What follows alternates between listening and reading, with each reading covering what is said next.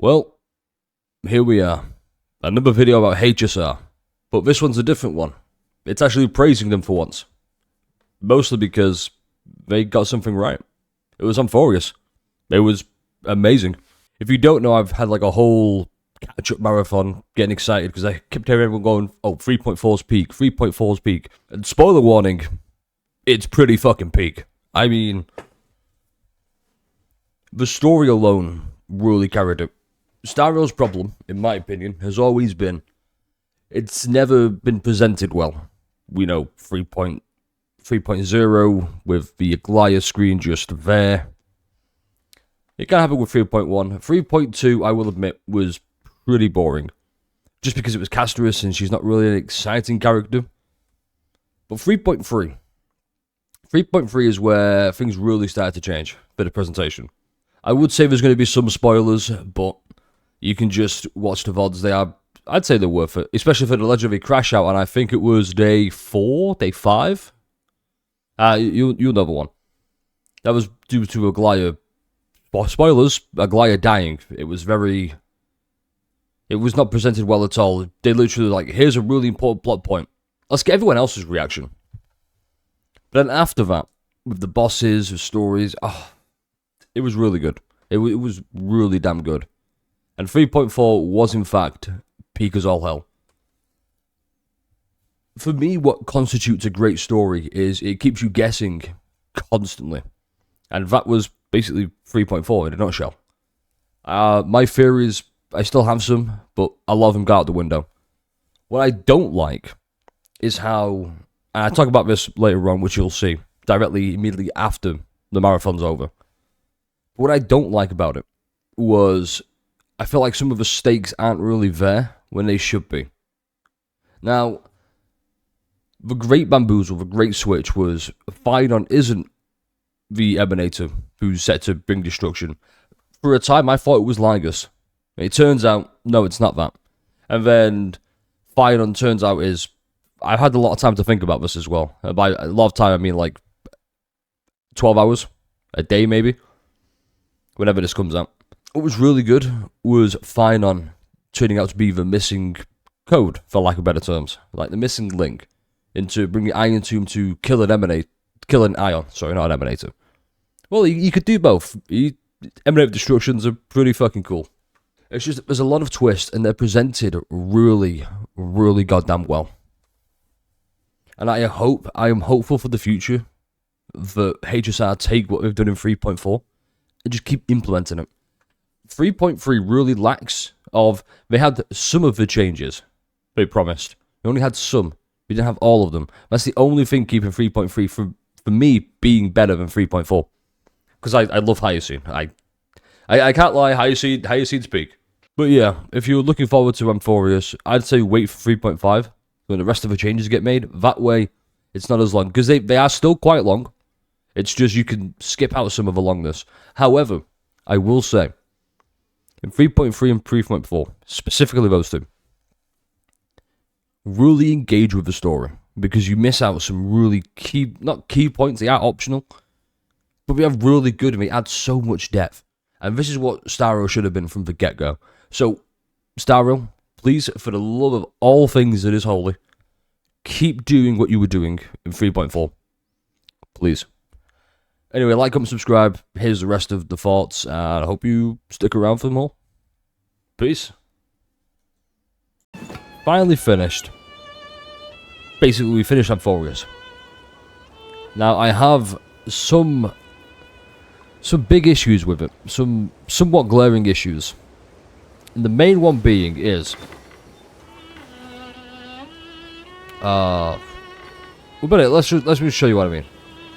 So currently, we've done 1, 2, 3, 4, 5, 6, 7, and 8's not up yet, but it will be. Here's the issue I've got with it. We all know 3.0 was a bit of a train wreck, okay? We all know 3.1, once again, good story, absolute train wreck in terms of presentation and everything. The problem is, we have HSR, more specifically Hoyoverse in general, I think, except ZZZ. This is more so for a Genshin HSR critique. The presentation fucking sucks. It really does. And it only improved round about day 5 and 3.2. Like, it really did. The whole introducing the anime cutscenes with Amphoreus was great. And then 3.3 was absolute banger. I thoroughly enjoyed 3.3. Was it long? Yes. Did I crash out? Also yes. Did it redeem itself in the latter half? Hell fucking yes. It was so fucking good. The issue is, I'm just left with so many questions. Taking 3 point... Better yet. I'll show you exactly what I mean. Take Finon. Okay, you've got the big transformation where he becomes Kazlana, okay? It's cool, but I think according to this, he died. And he's now trapped inside Iron Tomb, so it's a bit... Ooh. Yeah, so speaking of it in its current state, I'm very disappointed. Like I said, the story is great, but there's some things I disagree with what they did. And in particular, is Amphoreus. So I'm under the firm belief that Amphoreus was a real world, then he got caught in a simulation by... what's it? What has it got? Erudition? Yeah, Erudition. Trapped it in a simulation for reasons unknown. Now, what's great is, I like the idea that we're trying to save a world, because the paths have been looping thanks to some epic trickery. But if it's all been a simulation, I don't care for the fate of Amphoreus then. The people... Don't get me wrong, if it's a simulation, I don't think the people are real. Call me crazy, but if you are basically ones and zeros, you're not real, you're AI. And we all know AI isn't real. As much as people want it to be real, I'm looking at you, Grok. We all know it's not real. So I don't care about the stakes at that point. But if it's real world, real people, then the stakes actually mean something. That's critique number 1. Critique number 2 is... which Aeon gazed upon it first? Nanook for Iron Tomb, the Lord Ravager trapped beneath it. Erudition first to trap it in the loop to stop, I'm assuming, the nuke and destruction from coming about, then Remembrance trapping it. See, once again, even if it is a Matrix style, it's still kind of... So what you're saying is, the real bodies are far, far away from danger, where none of that mattered because there were no real physical harm. The stakes, once again, are all out there. I also didn't like the conclusion of 3.4, where I felt it really undermined all the struggles the Chrysosairs went through, especially Finon, to be, okay, self-insert MC, go and save the day in my place. I will go and aura farm in a really cool trailer, which, just so we're all aware, is in fact this one, where he really aura farms and then gazes the nuke right at the end. You all know this one when the shirt rips off and everyone's like, oh boy. So it's all very... Like I said, just because I disagree with how it went, doesn't mean it's not good. It is really good. Also, it's originally part of Erudition. He didn't need to gaze on it. He then abandoned it, Newton then gazed on it, and fully got drawn to it. Okay, nah, because I remember the whole... Because, yeah, it's guided by... Or the Scepter has control of it. And we are, as you pointed out, and we figured out, Lygus is basically an administrator in it, so he oversees it, running blah blah blah to try and kill Erudition. But going off that, why did Erudition need it in the first place? Was it just to gain data and then it went, whatever? Oh, sorry, Erudition, I mean Noose. Or was it just, I'm going to take a rogue scepter who was forsaken by Noose. I'm going to take this and I'm going to use it to kill my own father, my own creator, my own Aeon. But the nuke gazed on it and just... It was created as Noose was born. And it's just... It's the whole thing of like, I wish they didn't do the simulation thing. I really wish it was just... Yeah, it's being caught in a time loop to stop destruction from getting... I think, honestly, the one thing really fucking Amphoreus out of being top tier, goated as fuck. It would have been better if there was no erudition or simulation.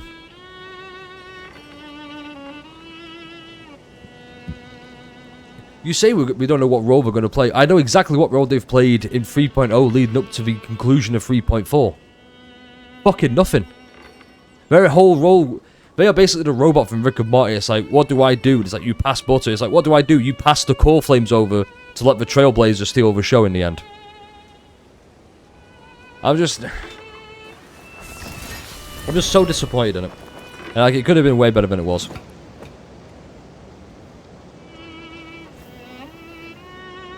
Like I said, I just think we get rid of the whole...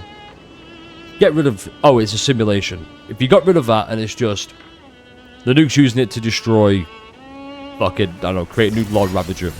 Foolish trapping it to stop that from happening because it will wipe out half the cosmos. That in itself is really cool. I don't need the Herta with her boring-ass personality being like... yes, experiments. Squirrelum turning up to try and be useful, but let's be honest. Squirrelum hasn't been relevant at all, ever. He's just there to be like, yes, I am here to tell Herta, no, bad Herta. It's fucking... There's no need for any of it. And obviously, if it's all going speculation, like 3.5 could ramp things up. Like, oh, Serene plays a big part in it, Hysolins is back. I'm assuming we're going to start with... We're basically back here, in ID's Elysiae. Before fight on the whole flame, whatever the fuck happens. Blah, blah, blah. So what they do doesn't even involve the MC. You're wrong. It does involve the MC. Phynon. Except Phynon isn't even the MC of this story. It's secretly the Trailblazer the whole time. Do you see the issue? Like,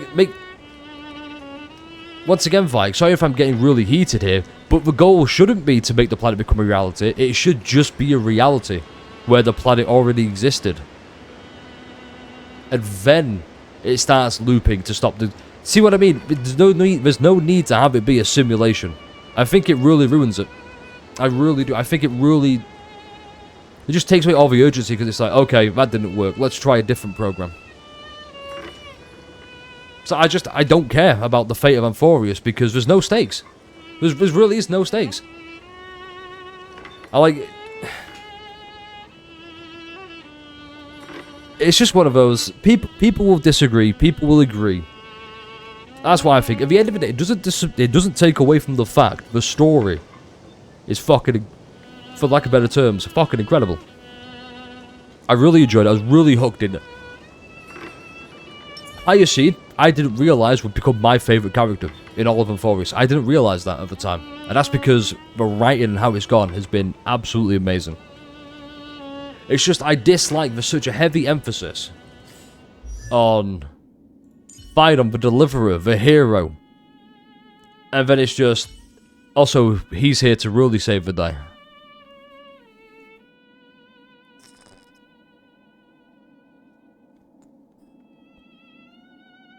I don't know, I'm excited to see what 3.5 brings.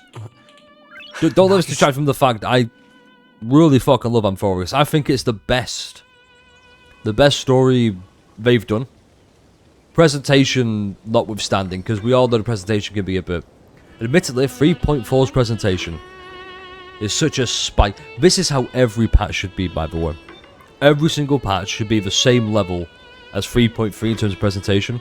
Because I never felt bored during it. Well, I did. That's because things were explained too long. That's just a writing issue, not a story issue. That really felt like, okay, we're paying Xiaoji by the hour. Or per word. Let's try, you know.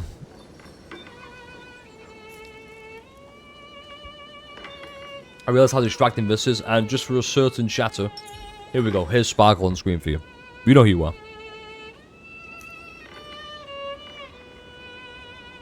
That being said, I'm thoroughly fucking invested in all of Amphoreus still.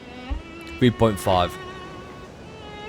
It really goes to show, though, even though I dislike the whole simulation aspect, the fact I'm still invested and curious enough to see where that leads, I'm like, it's hard to do. I think it's hard to pull off like the fantasy and also the sci-fi mixed together. And I still think that to this day. I think it's really hard to pull off. HSR for a story seemed to be. I like how they lead towards. Here's some heavy fantasy hero vibes, and then right in the outskirts it's like with a little bit of sci-fi because you know we're transporting because it's in space. Yeah, that being said, I rambled on more than I should have. Like, comment, subscribe. See y'all in the next one. Get ready for 3.5. I'm going to build Phaidon. Even better now. Because, man, I fucking love Phaidon. How much do I love Phaidon? Well, I'm going to level this up to the rest of it now. I'm going to level this up to 10. We're going to have a great fucking time. Phaidon's the best character in Star Rail. Best written character, best motivations, everything about him is perfect, except the Hyzun. Wait, yeah, I think 1.3 being the way we are. Already partway through making them. Oh, yeah, so I think the reason 3.4 seems the best is because that was when they announced the changes going forward. So they were like, we're just gonna narrow it down now. 3.3, like 3.2 was obviously a drag. Not hating Casterus withstanding. 3.3 though was... Honestly, I think if 3.3 was done the same way 3.4 was, it would be the best one. It would be the best patch. It really would. It's just, it feels too long, so you skip a few things, and then some things you skip are really important. Like in 3.4, when we get to glimpse of truth with Lygus, so we see all the different, we see like 8 separate timelines. We could have skipped that, but because we got there pretty quickly, for Star Rail terms, I think we got there in like an hour and a half, 2 hours. I wasn't worn out, whereas in 3.1, if that same thing happened, it would have been, wow, 6 hours later. Non-optionally, look at all these things. The fact it was optional, and I still sat down and watched every single one of them, was a testament to how fucking good the writing was that made me invested. I can't stress enough. I fucking love Phaidon. Really is the best character, not just meta-wise. He just is the best character. Alright, seriously, I've let the app too long, too much. Like, comment, subscribe, stay refreshing, catch y'all in the next one. Peace. I did this all wrong.